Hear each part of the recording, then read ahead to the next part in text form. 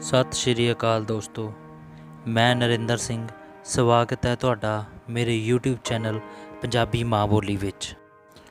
ਦੋਸਤੋ, ਵੀਡੀਓ ਦੇਖਣ ਤੋਂ ਪਹਿਲਾਂ ਮੇਰੇ YouTube ਚੈਨਲ ਨੂੰ ਸਬਸਕ੍ਰਾਈਬ ਜ਼ਰੂਰ ਕਰ ਲਓ ਅਤੇ ਬੈਲ ਆਈਕਨ ਨੂੰ ਦਬਾ ਦਿਓ ਤਾਂ ਜੋ ਤੁਸੀਂ ਮੇਰੀਆਂ ਸਾਰੀ ਵੀਡੀਓਜ਼ ਦੇਖ ਸਕੋ।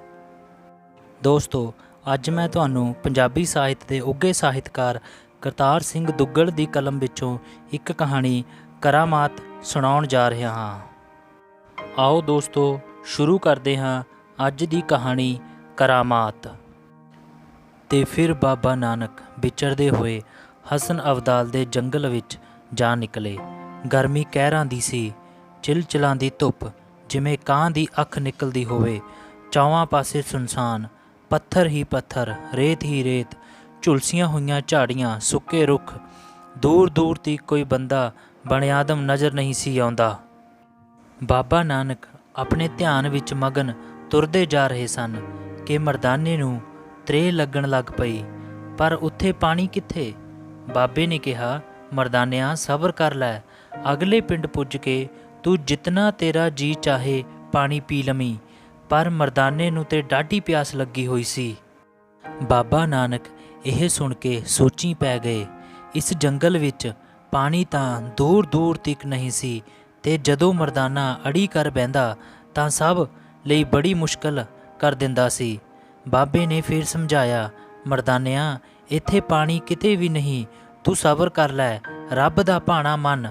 ਪਰ ਮਰਦਾਨਾ ਤਾਂ ਉੱਥੇ ਦਾ ਉੱਥੇ ਹੀ ਬੈਠ ਗਿਆ। ਇੱਕ ਕਦਮ ਹੋਰ ਉਸ ਤੋਂ ਅੱਗੇ ਨਹੀਂ ਸੀ ਤੁਰਿਆ ਜਾਂਦਾ। ਬਾਬਾ ਡਾਢਾ ਜਿੱਚ ਪਿਆ। ਗੁਰੂ ਨਾਨਕ ਮਰਦਾਨੇ ਦੀ ਜਿੱਦ ਨੂੰ ਵੇਖ ਮੁੜ ਮੁੜ ਮੁਸਕਰਾਉਂਦੇ ਹੈਰਾਨ ਪਏ ਹੁੰਦੇ। ਆਖਰ ਜਦੋਂ ਬਾਬੇ ਨੇ ਮਰਦਾਨੇ ਨੂੰ ਕਿਸੇ ਕੌਲੀ ਵਿੱਚ ਨਾ ਆਉਂਦੇ ਵੇਖਿਆ ਤਾਂ ਉਹ ਅੰਤਰ ਧਿਆਨ ਹੋ ਗਏ। ਜਦੋਂ ਗੁਰੂ ਨਾਨਕ ਦੀ ਅੱਖ ਖੁੱਲ੍ਹੀ, ਮਰਦਾਨਾ ਮੱਛੀ ਵਾਂਗ ਤੜਫ ਰਿਹਾ ਸੀ। ਸਤਿਗੁਰ ਉਸ ਨੂੰ ਵੇਖ ਕੇ ਮੁਸਕਰਾਏ ਤੇ ਕਹਿਣ ਲੱਗੇ, ਭਾਈ ਮਰਦਾਨਿਆਂ, ਇਸ ਪਹਾੜੀ ਉੱਤੇ ਇੱਕ ਕੁਟੀਆ ਹੈ ਜਿਸ ਵਿੱਚ ਵਲੀ ਕੰਧਾਰੀ ਨਾਂ ਦਾ ਇੱਕ ਦਰਵੇਸ਼ ਰਹਿੰਦਾ ਹੈ। ਜੇ ਤੂੰ ਉਹਦੇ ਕੋਲ ਜਾਏ ਤਾਂ ਤੈਨੂੰ ਪਾਣੀ ਮਿਲ ਸਕਦਾ ਹੈ। ਇਸ ਇਲਾਕੇ ਵਿੱਚ ਬਸ ਇੱਕ ਉਹਦਾ ਖੂਹ ਹੀ ਪਾਣੀ ਨਾਲ ਭਰਿਆ ਹੋਇਆ ਹੈ, ਹੋਰ ਕਿਤੇ ਵੀ ਪਾਣੀ ਨਹੀਂ। ਤੇ ਫਿਰ ਅੰਮੀ, ਮੈਂ ਉਤਾਵਲਾ ਹੋ ਰਿਹਾ ਸਾਂ ਇਹ ਜਾਣਨ ਲਈ ਕਿ ਮਰਦਾਨੇ ਨੂੰ ਪਾਣੀ ਮਿਲਦਾ ਹੈ ਕਿ ਨਹੀਂ। ਮਰਦਾਨੇ ਨੂੰ ਪਿਆਸ ਡਾਢੀ ਲੱਗੀ ਹੋਈ ਸੀ। ਸੁਣਦਿਆਂ ਸਾਰ ਪਹਾੜੀ ਵੱਲ ਦੌੜ ਪਿਆ। ਕੜਕਦੀ ਦੁਪਹਿਰ, ਉੱਧਰੋਂ ਪਿਆਸ, ਉੱਧਰੋਂ ਪਹਾੜੀ ਦਾ ਸਫ਼ਰ। ਸਾਹੋ ਸਾਹ ਪਸੀਨਾ ਪਸੀਨਾ ਹੋਇਆ ਮਰਦਾਨਾ ਬੜੀ ਮੁਸ਼ਕਲ ਨਾਲ ਉੱਤੇ ਪੁੱਜਾ। ਬਲੀ ਕੰਧਾਰੀ ਨੂੰ ਸਲਾਮ ਕਰ ਉਸ ਪਾਣੀ ਲਈ ਬੇਨਤੀ ਕੀਤੀ। ਬਲੀ ਕੰਧਾਰੀ ਨੇ ਖੂਹ ਵੱਲ ਇਸ਼ਾਰਾ ਕੀਤਾ। ਜਦੋਂ ਮਰਦਾਨਾ ਖੂਹ ਵੱਲ ਜਾਣ ਲੱਗਾ, ਬਲੀ ਕੰਧਾਰੀ ਦੇ ਮਨ ਵਿੱਚ ਕੁਝ ਆਇਆ ਤੇ ਉਸਨੇ ਮਰਦਾਨੇ ਕੋਲੋਂ ਪੁੱਛਿਆ, ਭਲੇ ਲੋਕ, ਤੂੰ ਕਿੱਥੋਂ ਆਇਆ ਏ? ਮਰਦਾਨੇ ਨੇ ਕਿਹਾ, ਮੈਂ ਨਾਨਕ ਪੀਰ ਦਾ ਸਾਥੀ ਹਾਂ। ਅਸੀਂ ਤੁਰਦੇ ਤੁਰਦੇ ਇੱਧਰ ਆ ਨਿਕਲੇ ਹਾਂ। ਮੈਨੂੰ ਪਿਆਸ ਡਾਢੀ ਲੱਗੀ ਹੈ ਤੇ ਹੇਠ ਕਿਤੇ ਪਾਣੀ ਨਹੀਂ। ਬਾਬੇ ਨਾਨਕ ਦਾ ਨਾਂ ਸੁਣ ਕੇ ਬਲੀ ਕੰਧਾਰੀ ਨੂੰ ਸਹਿਸਾ ਕਰੋਧ ਆਇਆ ਤੇ ਉਸ ਮਰਦਾਨੇ ਨੂੰ ਆਪਣੀ ਕੁਟੀਆ ਵਿੱਚੋਂ ਉਂਝ ਦਾ ਉਂਝ ਹੀ ਬਾਹਰ ਕੱਢ ਦਿੱਤਾ। ਥੱਕਿਆ ਹਾਰਿਆ ਮਰਦਾਨਾ ਹੇਠ ਬਾਬੇ ਨਾਨਕ ਕੋਲ ਆ ਕੇ ਫਰਿਆਦੀ ਹੋਇਆ। ਬਾਬੇ ਨੇ ਉਸ ਤੋਂ ਸਾਰੀ ਵਿਥਿਆ ਸੁਣੀ ਤੇ ਮੁਸਕਰਾ ਪਏ। ਮਰਦਾਨਿਆਂ, ਤੂੰ ਇੱਕ ਵਾਰ ਫੇਰ ਜਾ। ਬਾਬੇ ਨਾਨਕ ਨੇ ਮਰਦਾਨੇ ਨੂੰ ਸਲਾਹ ਦਿੱਤੀ, ਇਸ ਵਾਰ ਤੂੰ ਨਿਮਰਤਾ ਨਾਲ ਚਿੱਕਾ ਦਿਲ ਲੈ ਕੇ ਜਾ, ਕਹੀਂ ਮੈਂ ਨਾਨਕ ਦਰਵੇਸ਼ ਦਾ ਸਾਥੀ ਹਾਂ। ਮਰਦਾਨੇ ਨੂੰ ਪਿਆਸ ਡਾਢੀ ਲੱਗੀ ਸੀ ਪਰ ਪਾਣੀ ਕਿਤੇ ਨਹੀਂ ਸੀ। ਖਪਦਾ ਕ੍ਰਿਚਦਾ ਸੜਦਾ ਬੁਝਦਾ ਫੇਰ ਉੱਤੇ ਤੁਰ ਪਿਆ। ਪਰ ਪਾਣੀ ਬਲੀ ਕੰਧਾਰੀ ਨੇ ਫੇਰ ਨਾ ਦਿੱਤਾ। ਮੈਂ ਇੱਕ ਕਾਫਰ ਦੇ ਸਾਥੀ ਨੂੰ ਪਾਣੀ ਦੀ ਚੋਲੀ ਨਹੀਂ ਦਿਆਂਗਾ। ਬਲੀ ਕੰਧਾਰੀ ਨੇ ਮਰਦਾਨੇ ਨੂੰ ਮੁੜ ਉਂਝ ਦਾ ਉਂਝ ਪਰਤਾ ਦਿੱਤਾ। ਜਦੋਂ ਮਰਦਾਨਾ ਇਸ ਵਾਰ ਹੇਠਾਂ ਆਇਆ ਤਾਂ ਉਸ ਦਾ ਬੁਰਾ ਹਾਲ ਸੀ। ਉਸ ਦੇ ਹੋਂਠਾਂ 'ਤੇ ਪੇਪੜੀ ਜੰਮੀ ਹੋਈ ਸੀ, ਮੂੰਹ 'ਤੇ ਤਰੇਲੀਆਂ ਛੁੱਟ ਰਹੀਆਂ ਸਨ। ਇੰਜ ਜਾਪਦਾ ਸੀ ਮਰਦਾਨਾ ਬਸ ਘੜੀ ਹੈ ਕਿ ਪਲ ਹੈ।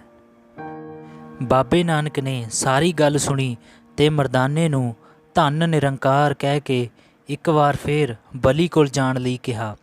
ਹੁਕਮ ਦਾ ਬੱਧਾ ਮਰਦਾਨਾ ਤੁਰ ਪਿਆ, ਪਰ ਉਸ ਨੂੰ ਪਤਾ ਸੀ ਕਿ ਉਸ ਦੀ ਜਾਨ ਰਸਤੇ ਵਿੱਚ ਹੀ ਨਿਕਲ ਜਾਵੇਗੀ।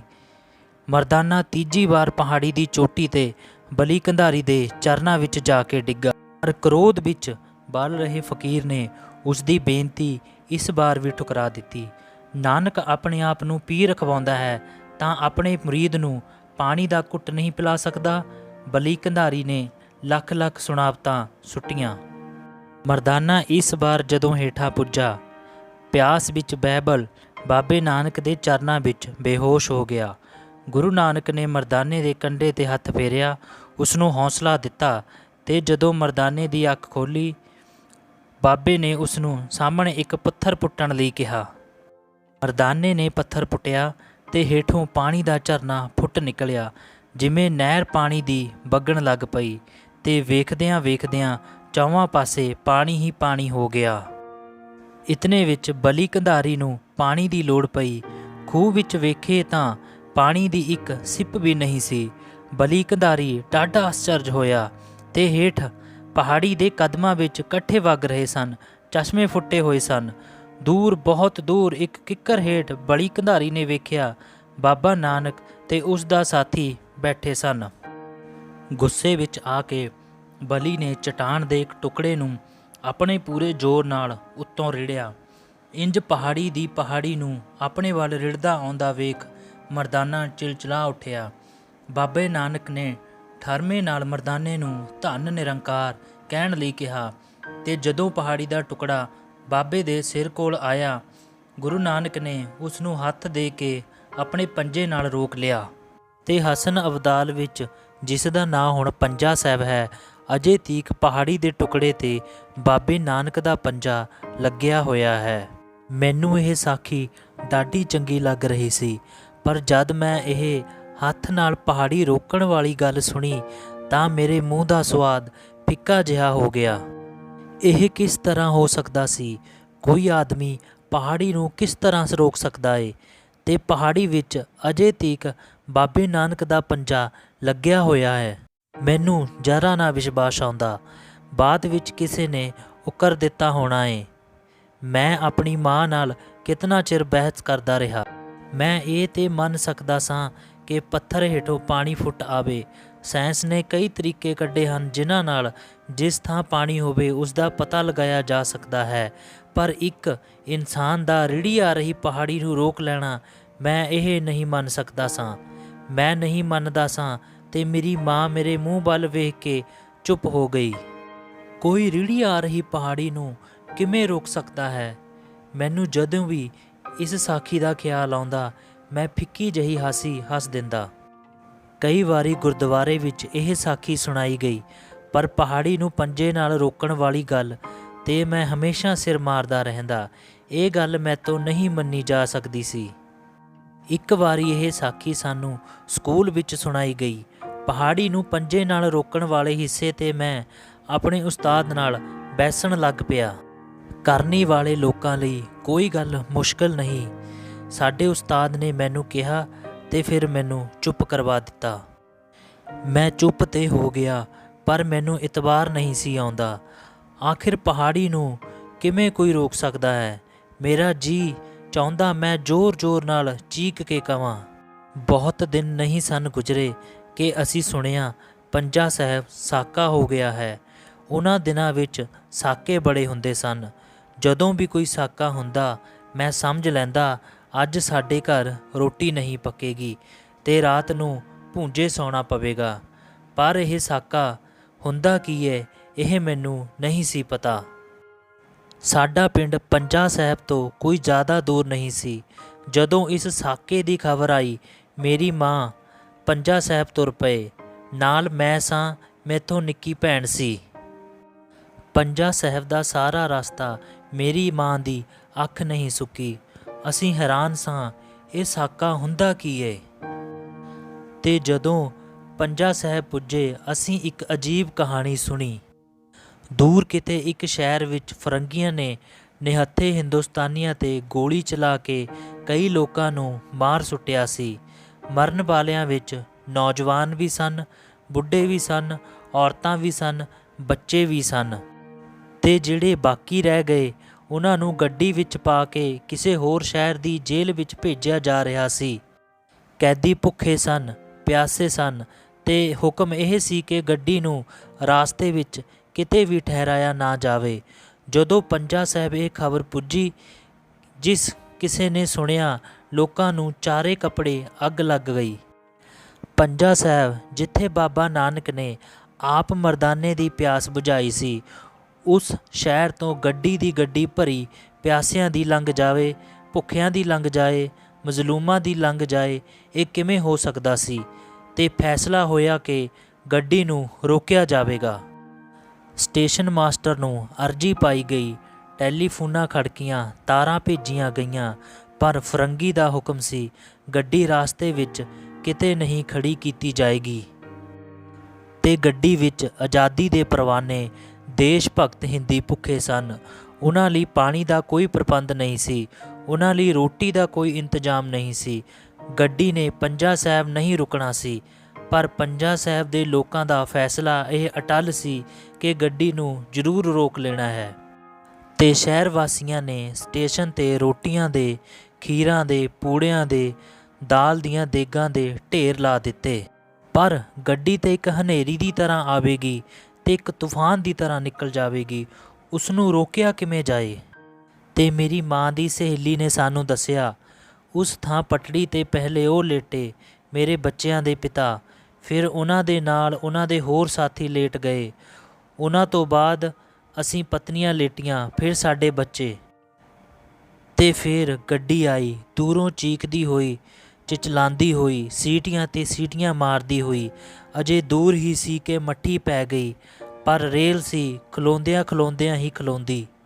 ਮੈਂ ਵੇਖ ਰਹੀ ਸਾਂ ਕਿ ਪਹੀਏ ਉਹਨਾਂ ਦੀ ਛਾਤੀ 'ਤੇ ਚੜ੍ਹ ਗਏ, ਫਿਰ ਉਹਨਾਂ ਦੇ ਨਾਲ ਦੇ ਸਾਥੀ ਦੀ ਛਾਤੀ 'ਤੇ, ਤੇ ਫਿਰ ਮੈਂ ਅੱਖਾਂ ਮੀਟ ਲਈਆਂ। ਮੈਂ ਅੱਖਾਂ ਖੋਲ੍ਹੀਆਂ ਤਾਂ ਮੇਰੇ ਸਿਰ ਉੱਤੇ ਗੱਡੀ ਖਲੋਤੀ ਸੀ। ਮੇਰੇ ਨਾਲ ਧੁੜਕ ਰਹੀਆਂ ਛਾਤੀਆਂ ਵਿੱਚੋਂ ਧੰਨ ਨਿਰੰਕਾਰ, ਧੰਨ ਨਿਰੰਕਾਰ ਦੀ ਆਵਾਜ਼ ਆ ਰਹੀ ਸੀ। ਤੇ ਫਿਰ ਮੇਰੇ ਵੇਖਦਿਆਂ ਵੇਖਦਿਆਂ ਗੱਡੀ ਮੁੜੀ ਤੇ ਪਈਆਂ ਹੇਠ ਆਈਆਂ ਲਾਸ਼ਾਂ ਟੁਕੜੇ ਟੁਕੜੇ ਹੋ ਗਈਆਂ। ਮੈਂ ਆਪਣੇ ਅੱਖੀਂ ਲਹੂ ਦੀ ਵਗੀ ਹੋਈ ਨਦੀ ਨੂੰ ਵੇਖਿਆ, ਵਗਦੀ ਵਗਦੀ ਕਿਤਨੇ ਹੀ ਦੂਰ ਇੱਕ ਪੱਕੇ ਬਣੇ ਨਾਲੇ ਦੇ ਪੁੱਲ ਤੱਕ ਚਲੀ ਗਈ ਸੀ। ਤੇ ਮੈਂ ਹੱਕਾ ਬੱਕਾ ਹੈਰਾਨ ਸਾਂ। ਮੈਥੋਂ ਇੱਕ ਬੋਲ ਨਾ ਬੋਲਿਆ ਗਿਆ। ਸਾਰਾ ਦਿਨ ਮੈਂ ਪਾਣੀ ਦਾ ਘੁੱਟ ਨਾ ਪੀ ਸਕਿਆ। ਸ਼ਾਮੀ ਜਦੋਂ ਅਸੀਂ ਘਰ ਵਾਪਸ ਆ ਰਹੇ ਸਾਂ, ਰਸਤੇ ਵਿੱਚ ਮੇਰੀ ਮਾਂ ਨੇ ਮੇਰੀ ਛੋਟੀ ਭੈਣ ਨੂੰ ਪੰਜਾ ਸਾਹਿਬ ਦੀ ਸਾਖੀ ਸੁਣਾਉਣੀ ਸ਼ੁਰੂ ਕਰ ਦਿੱਤੀ।